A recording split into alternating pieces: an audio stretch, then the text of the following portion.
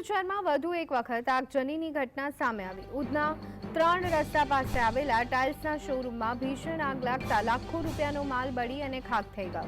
ઘટનાની જાણ થતાં ફાયર બ્રિગેડની 5 ગાડીઓએ તાત્કાલિક સ્થળે દોડી આવી અને આગ પર પાણીનું મારું ચલાવી મહા મહેનતે આગ પર કાબૂ મેળવ્યો। પ્રાથમિક તપાસમાં પાછળ મૂકેલા કમ્પ્યુટરના વાયરમાં થયેલા શોર્ટ સર્કિટના કારણે આગ લાગી હોવાનું અનુમાન લગાડવામાં આવી રહ્યું છે।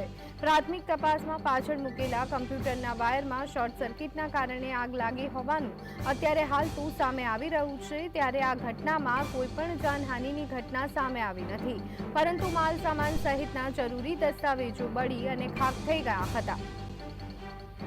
તો આ અંગે વધુ વિગત મેળવી લઈએ। અમારા સંવાદદાતા સાહિસ અમારી સાથે જોડાઈ ગયા છે। સાહિસ, સુરતમાં આગનો બનાવ સામે આવી રહ્યો છે, શું વિગતો અત્યારે હાલ મળી રહી છે અને શું છે અત્યારની હાલની સ્થિતિ?